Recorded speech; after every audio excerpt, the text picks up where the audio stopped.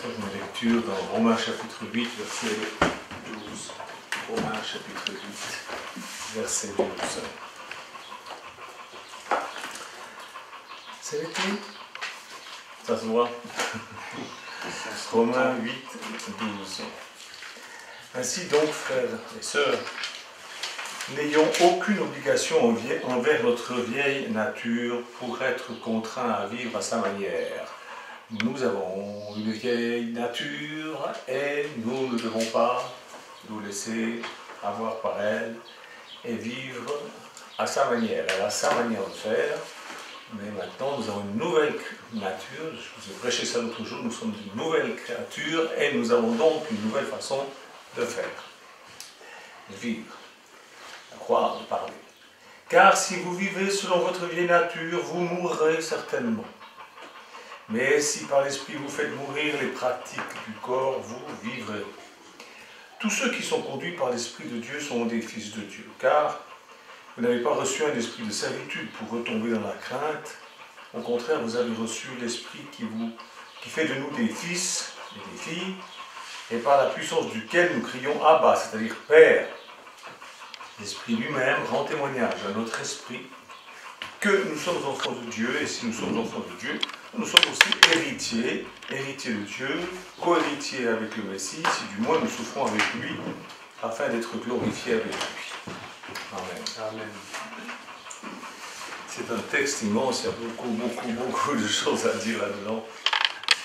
Ce que je voulais relever... Ce matin, il y a un petit problème de technique là. C'est bon. Ce que je voulais relever ce matin, c'est que nous avons une responsabilité. Celle de recevoir du Saint-Esprit le témoignage que nous sommes enfants de Dieu. Et nous avons aussi la responsabilité de garder ce témoignage intérieur fort. Pourquoi est-ce que je dis que c'est notre responsabilité? Parce que le Saint-Esprit ne vient pas automatiquement rendre témoignage à notre esprit que nous sommes enfants de Dieu. Et puis, il n'est pas obligé de rester en nous. Si nous l'attristons, il s'en va. Et voilà, quand il s'en va, il ne nous reste plus qu'une culture chrétienne qui nous fait croire que nous sommes des chrétiens, mais le Saint-Esprit s'est retiré. Et nous avons besoin de revenir. Ça ne veut pas dire qu'on est perdu, mais ça veut dire que nous avons besoin de revenir. Mon frère, ma sœur, avec Dieu, les choses ne se passent pas comme on pense que ça devrait se passer. Dieu a sa façon de faire en toutes choses. Je me souviens que quand j'étais très jeune, avant d'être converti, je me posais des questions sur Dieu, mais très petit. Déjà à 2 ans, je posais des questions à ma mère, mais qui a créé Dieu? Et des choses comme ça, ça me travaillait. Et après, quand j'ai grandi, en étant adolescent, je posais des questions. J'aimais bien conduire les conversations sur ce sujet, au sujet de Dieu, au sujet de l'éternité, de l'immensité de l'espace et toutes ces choses-là. Et sur l'Église aussi. Et j'en parlais surtout avec mes amis. Je dois avouer que je n'osais pas trop parler avec les pasteurs. Ils m'intimidaient. Je dois avouer que certaines de mes questions étaient sincères, et puis d'autres, elles l'étaient moins parce qu'elles reflétaient les doutes de mes amis. Moi, je n'avais pas de doute sur l'existence de Dieu. Je n'ai jamais eu de doute sur l'existence de Dieu, jamais. Par contre, j'avais des doutes au sujet des églises. Et je n'ai pas trouvé de pasteur à qui j'ai osé parler de cela.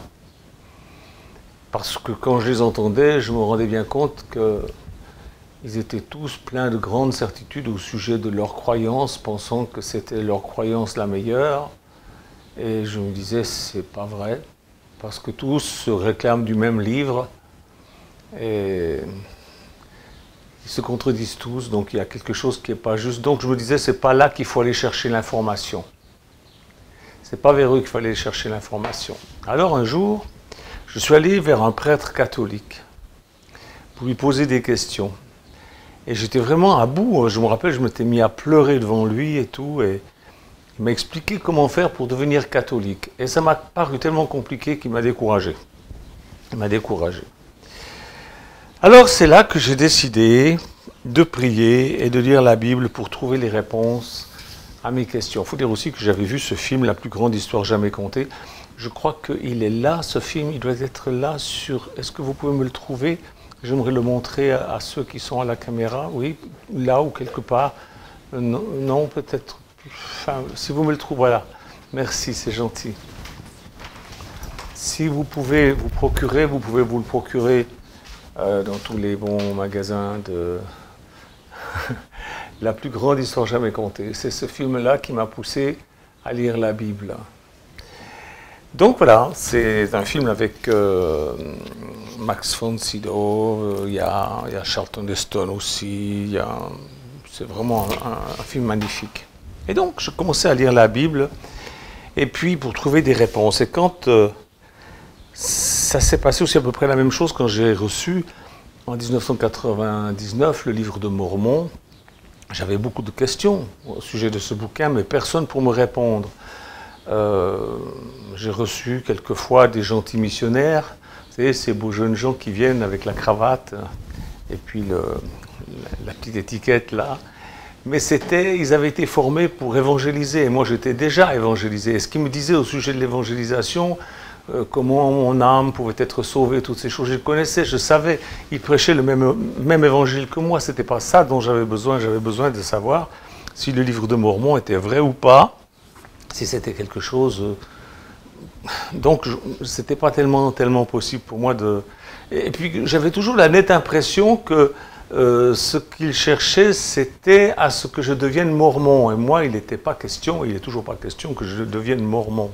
Simplement, je voulais comprendre certaines choses concernant leur bouquin, c'est tout. Mais personne pour répondre à mes questions. Alors, qu'est-ce que j'ai fait? Eh bien, j'ai décidé de prier et de lire le livre de Mormon. Vous voyez, j'ai compris que je devais arrêter de faire les choses inutiles, c'est-à-dire poser des questions à des gens qui sont limités.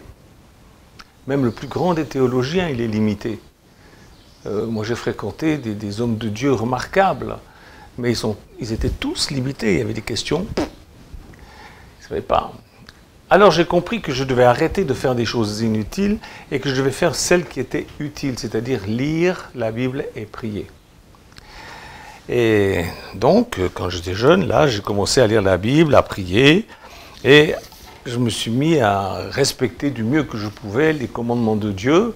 C'était difficile jusqu'au jour où je suis né de nouveau avec Raphaël, le 1er juin 68. Là, ça a tout changé. Mais avant, je faisais cette recherche, je lisais, je priais, et je me forçais de mettre en pratique les choses que je lisais.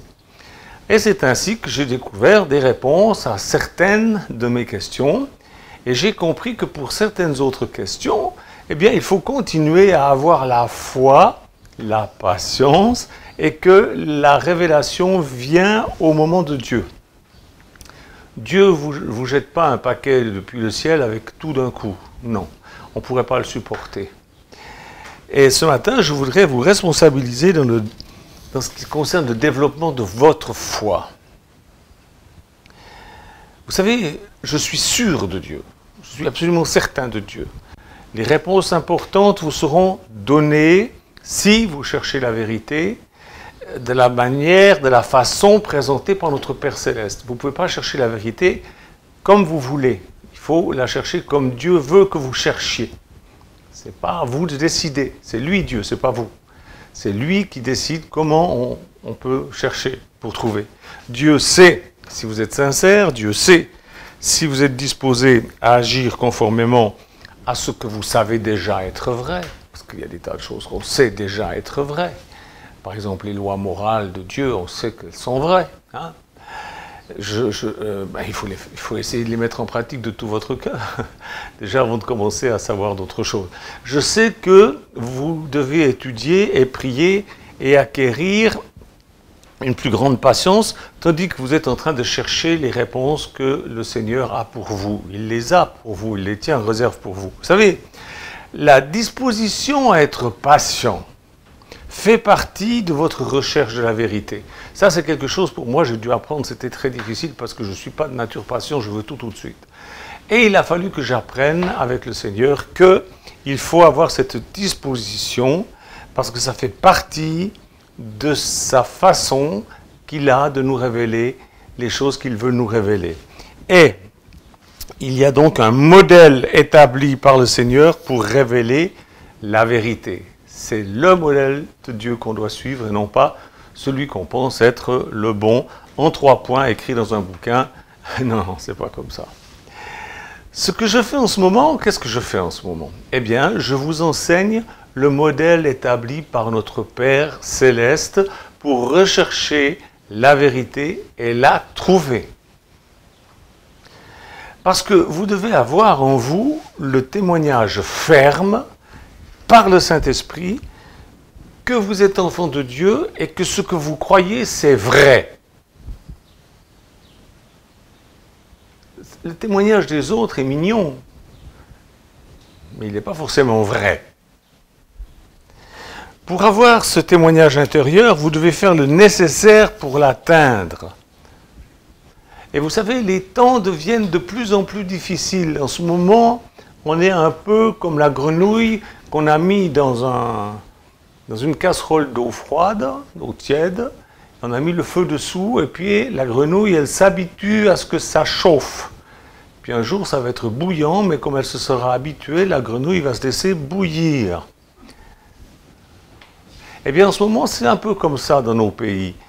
Ça devient de plus en plus difficile et on prend l'habitude que c'est difficile et ça, on s'y habitue tellement que finalement, on ne bouge pas, on reste là comme ça, on se laisse faire.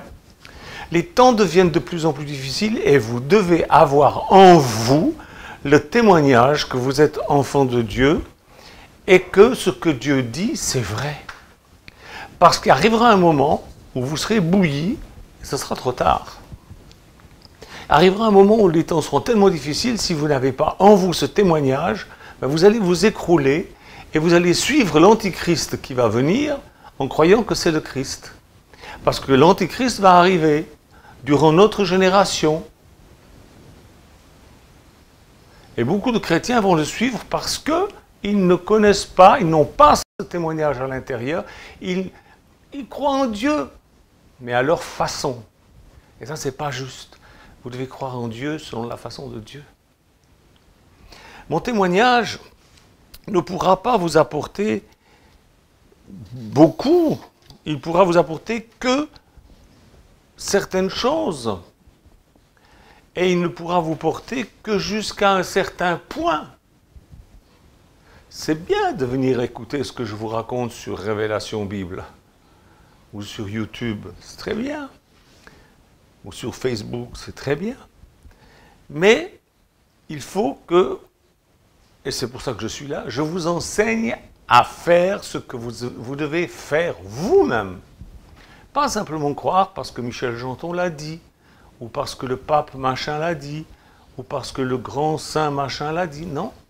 Vous devez avoir le témoignage du Saint-Esprit en vous, que Dieu est votre Père et que tout ce qu'il dit est vrai. Vous devez avoir ce témoignage en vous, non pas parce que quelqu'un vous l'a dit, mais parce que le Saint-Esprit a scellé cela en vous. Lire la Bible avec un cœur sincère, lire la Bible avec une bonne intention et demander à Dieu si c'est vrai. Lire la Bible avec une bonne intention, ça veut dire quoi? Ça veut dire que vous allez lire la Bible pour y trouver la vérité et non pas pour essayer de chercher des choses qui alimentent votre incrédulité. Beaucoup la lisent comme ça. Alors ils n'y trouvent que ce qu'ils cherchent, c'est-à-dire suffisamment pour pouvoir être encore plus incrédules qu'avant. Mais c'est comme ça. Vous devez faire de même avec le livre de Mormon, vous devez faire de même avec le livre d'Enoch, avec les manuscrits de la mer morte, avec l'évangile de Thomas et d'autres livres apocryphes. C'est votre responsabilité. Ne vous bouchez pas les yeux et les oreilles en disant « Non, non, non, non, non, non, je ne veux rien savoir de ces livres, ils sont faux. » Pourquoi vous croyez qu'ils sont faux? Parce qu'on vous l'a dit. Parce que quelqu'un vous l'a dit. Qu'est-ce que vous savez? Qu'est-ce que vous en savez? Vous l'avez lu, vous avez trouvé des contradictions dans le livre de Mormon? Ok, d'accord.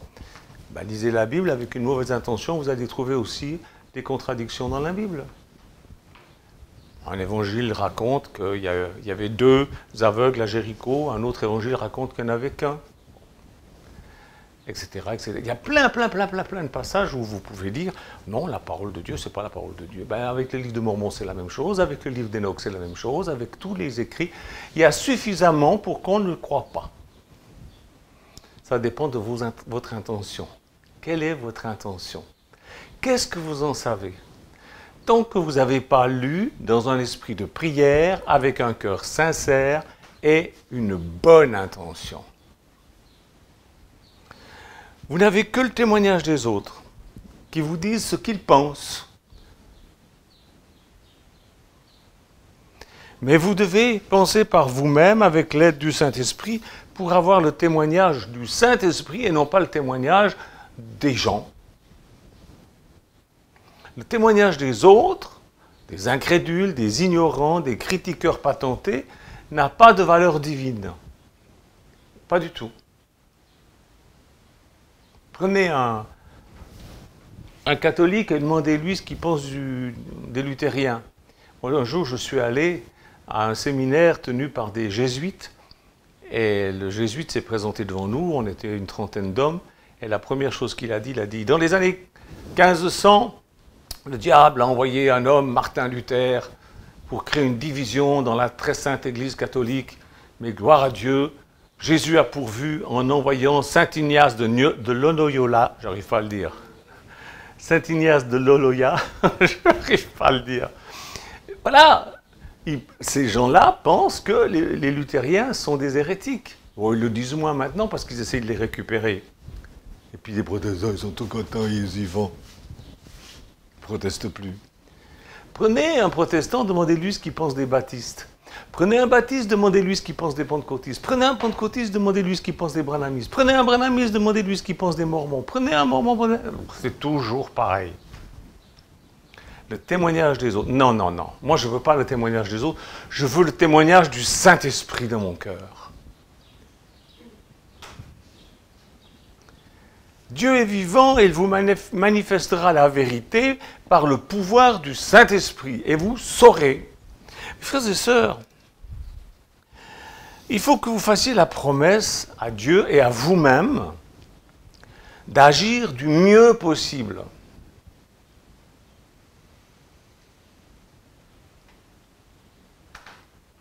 Comme je disais la dernière fois, si vous souffrez des dents, vous n'allez pas aller consulter un boulanger. Ça ne serait pas agir du mieux possible. Il vous faut agir du mieux possible. Prière, étude, bonne intention. Il faut vous donner à 100% pour le reste de votre vie. Il faut que vous ayez cette assurance. Je veux me donner à 100% pour le reste de ma vie. Il me faut un témoignage réel, parce que ma vie est éternelle. Et il faudra que vous fassiez le serment à Dieu et à vous-même de faire tout ce que vous allez comprendre. Tout ce qu'il vous demande. Priez pour que ce bon sentiment ne vous quitte jamais. Parce qu'on connaît bien comment c'est l'homme. Hein? Moi, j'ai vécu 30 ans avec des gens qui disaient « Alléluia, oui, la révélation que Dieu te donne, gna gna gna gna ». Puis du jour au lendemain, l'homme, il ne faut pas faire confiance à l'homme. Malheur à l'homme qui met sa confiance dans l'homme. Non, non, c'est Dieu, c'est le Saint-Esprit. Il faut que vous priez pour que le Saint-Esprit vous donne que ce sentiment ne vous quitte jamais. Pour ma part, j'ai compris qu'une nourriture spirituelle et des efforts constants pour se repentir et respecter les commandements de Dieu sont nécessaires afin que le témoignage du Saint-Esprit ne nous quitte jamais. Je connais des gens qui se croient chrétiens, mais ils n'ont pas ce témoignage en eux. Ou ils ne l'ont plus parce qu'ils ont attristé le Saint-Esprit. Alors ils vivent sur une culture chrétienne. Ils confondent leur savoir chrétien, intellectuel et sentimental avec le témoignage du Saint-Esprit. Ils ne savent plus discerner si ça vient du Saint-Esprit ou si ça vient de leur connaissance, de leur culture chrétienne. Et ils se croient chrétiens. Et ils font des choses invraisemblables. Voilà pourquoi je vous enseigne ces choses, il vous faut le témoignage du Saint-Esprit. Il vous faut faire ce qui est nécessaire pour avoir et garder le témoignage du Saint-Esprit en vous. Si tu entres par la porte, si tu te plies aux exigences de Jésus qui sont dans la Bible, le Saint-Esprit témoignera à ton esprit que tu es enfant de Dieu. Et tu pourras garder ce témoignage intérieur en obéissant aux commandements de Dieu, en priant, en étudiant quotidiennement les Écritures avec une bonne intention. Mais si tu ne rentres pas par la porte, Jésus est la porte. Prenez la Bible, lisez-la du début à la fin. Prenez le livre de Mormon du début à la fin. Prenez le livre d'Enoch du début à la fin. L'évangile de Thomas du début à la fin. Prenez tous ces livres-là, lisez-les. Jamais vous trouverez que la Vierge Marie est la porte. Jamais. C'est Jésus la porte. Il a dit, je suis la porte. Si tu n'entres pas par cette porte-là, tu rentres par la fenêtre. Tu rentres, oui, mais par la fenêtre. Et ça, c'est illégal. Aux yeux de Dieu, tu n'as pas le droit. Et dans la Bible, il nous est dit qu'il y en a même qui arriveront au paradis et ils seront jetés dehors parce qu'ils n'auront pas l'habit correct. Parce qu'ils ne seront pas dans la position correcte. Ils seront rentrés par la fenêtre et pas par la porte. C'est terrible, ça. Tu peux t'illusionner, te dire, mais moi j'aime Dieu, mais j'aime aussi la Vierge Marie. Mais moi aussi j'aime bien la Vierge Marie. Mais je ne la prie pas. Parce que ça n'est jamais écrit dans la Bible qu'il faut la prier. Je ne crois pas que c'est elle qui me sauve, c'est Jésus qui me sauve, parce que ça n'est pas écrit que c'est la Vierge Marie qui me sauve. Il y a une chose où j'obéis à ce que la Vierge Marie dit, c'est quand la Vierge Marie dit, faites tout ce que Jésus vous dira de faire. Voilà, là j'obéis à Marie. Autrement, non. D'abord, elle ne nous donne aucun commandement. Tout ce qui a été dit au sujet de Marie, ça a été rajouté par la suite par des religieux corrompus. Regardez, allez, je vous ai parlé d'un film qui s'appelle La plus grande histoire jamais contée. Allez acheter aussi en même temps un autre film qui s'appelle Les Borgia. Hein? Ayez le courage de regarder ce film Les Borgia. Vous pouvez aussi lire. Il y a des livres. Mais le film, ça vous donnera une bonne idée. Je crois qu'il y a 2 versions. Mais c'est une église abominable. Et vous suivez ça. Ce n'est pas le témoignage du Saint-Esprit que vous avez. Vous vous illusionnez, mes frères et sœurs. Ce que je veux te dire, c'est que tu dois choisir d'agir et non d'être manipulé par les autres ou par tes sentiments. Tu ne dois pas te laisser manipuler par des religieux ou par des incrédules. Tu dois te laisser manipuler par le Saint-Esprit qui a écrit ce livre, qui a dicté ce livre. Les paroles de Jésus, les paroles des vrais prophètes et les paroles des vrais apôtres, des vrais envoyés de Dieu. La plupart des gens sont manipulés par les doutes des autres. Moi, je m'en fiche des doutes des autres. Je connais la vérité parce que je vis ce que j'ai appris. Et j'en fais personnellement l'expérience. J'expérimente ce que je lis. J'expérimente les paroles que Dieu donne, je les vis. Dieu nous a avertis de ne pas résister au Saint-Esprit. Quand on résiste à la parole de Dieu, on résiste au Saint-Esprit. Et quand on résiste au Saint-Esprit, il y a un moment où il faut se repentir, dire pardon mon Dieu, pardon. Le repentir est nécessaire. Et se repentir, ça doit être accompagné de la détermination de respecter les commandements de Dieu. Voilà. Vous avez à chercher la connaissance par l'étude et par la foi dans les meilleurs livres. Alors, vous avez par exemple les 66 livres que compose la Bible. La Bible est composée de 66 livres. Ce n'est pas tout le même bonhomme qui a écrit. Hein. C'est 66 livres.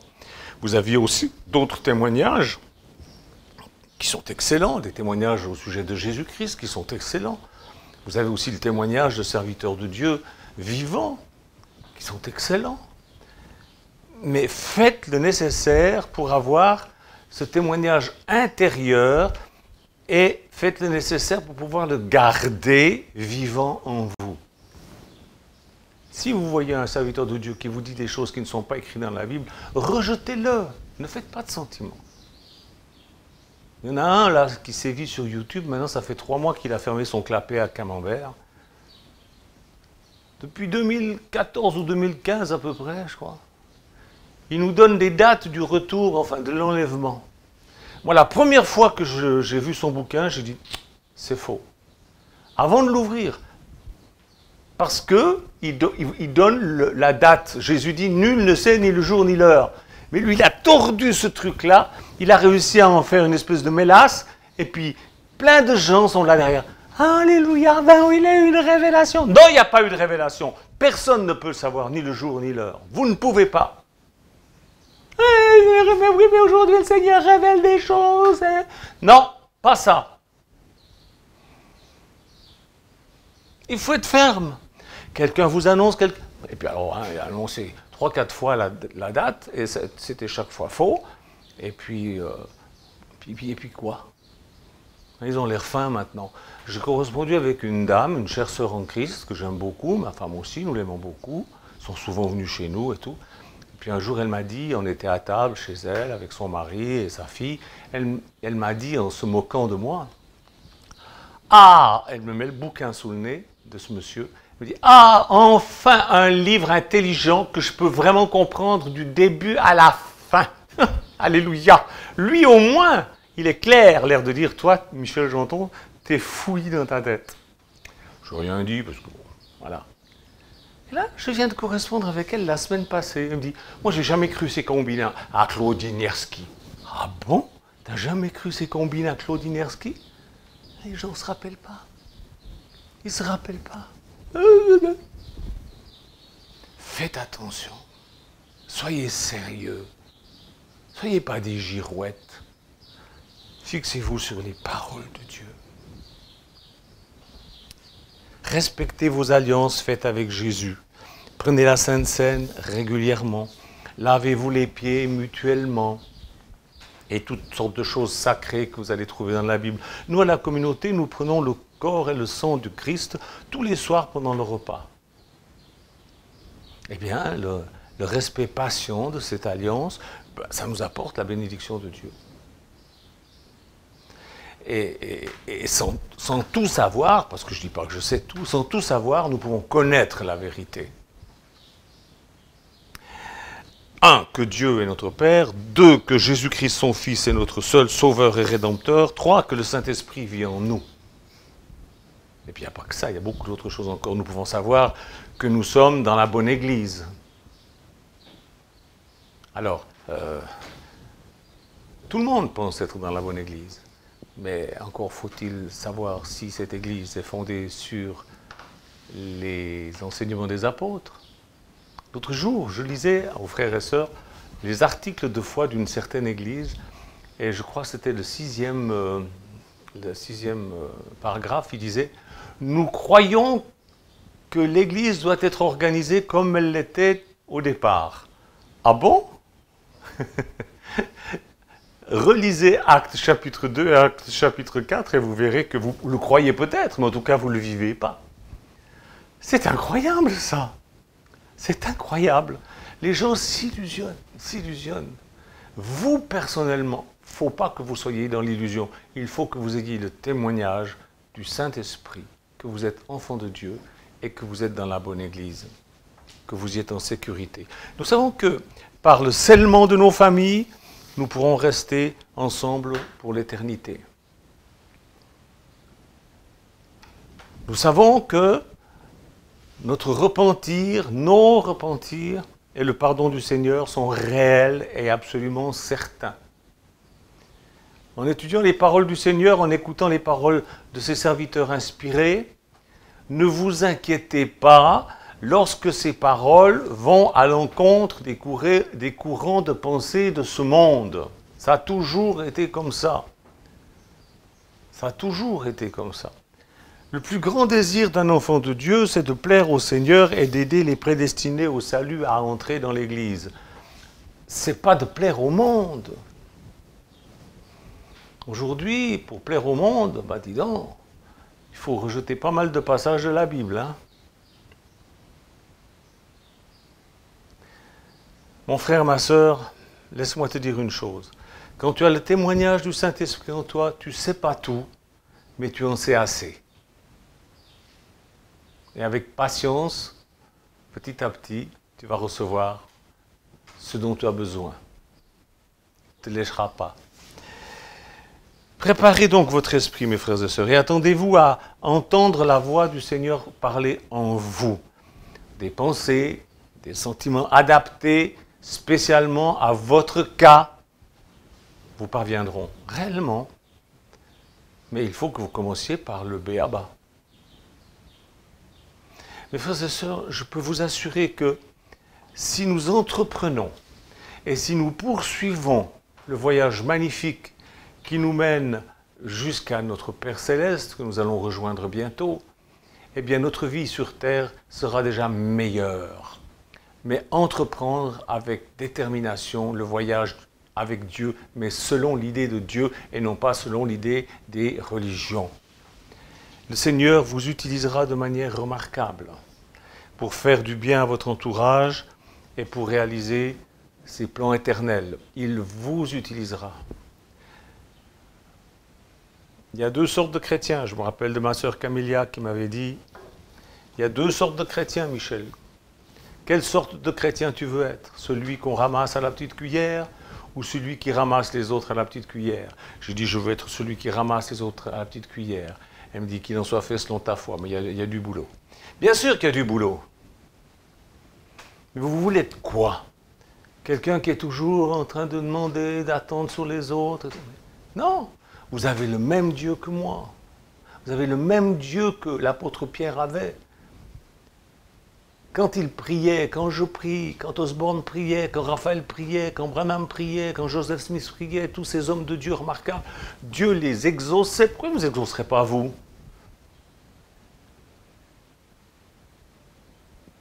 Ah, les Mormons, c'est du diable. Ah oui? Joseph Smith a ressuscité des morts. Vous ne savez pas ça? Parler en langue. Vous ne savez pas ça? Guérissez les malades. Vous ne savez pas ça? Et vous faites quoi? Vous faites ces choses? Pourtant, la Bible dit, celui qui croit en moi, il fait ces choses.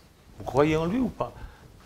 Alors, il y a certaines choses, par rapport à certaines religions, vous avez tort. Enfin, du moins, ils disent que vous avez tort. Mais arrêtez-vous de dire que les autres ont tort. Il faut que vous soyez sûr, vous-même, que vous ayez le témoignage du Saint-Esprit que vous êtes dans la vérité. Pas parce que les gens vous le disent, mais parce que vous avez lu et vous avez expérimenté que c'est vrai. Une fois que vous avez expérimenté que c'est vrai, le témoignage des autres, vous en fichez. Vous voyez ce que je veux dire? C'est nécessaire que vous ayez cela. Alors, je connais des personnes qui sont sur Facebook, qui viennent me parler, qui se plaignent.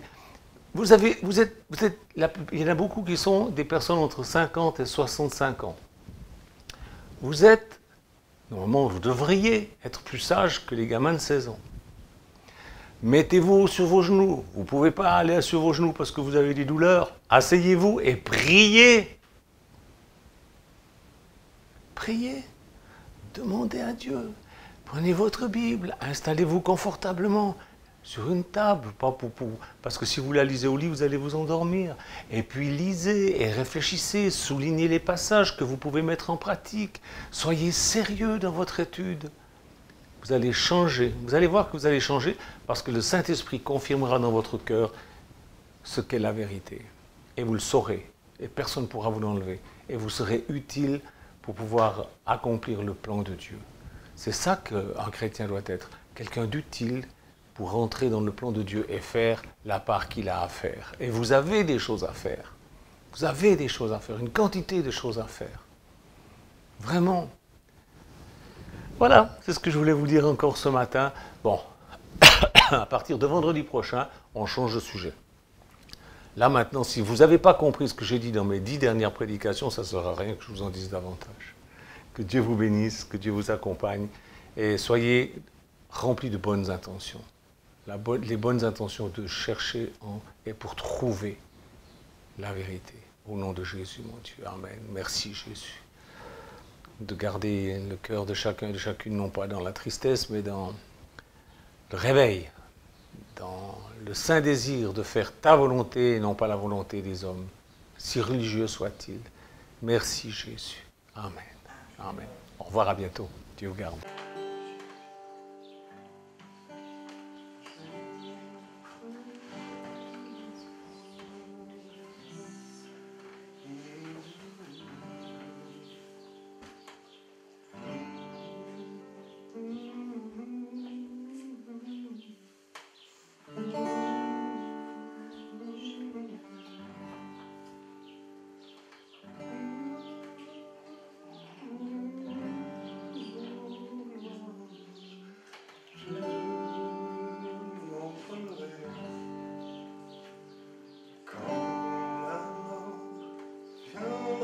Chercher, je m'envolerai,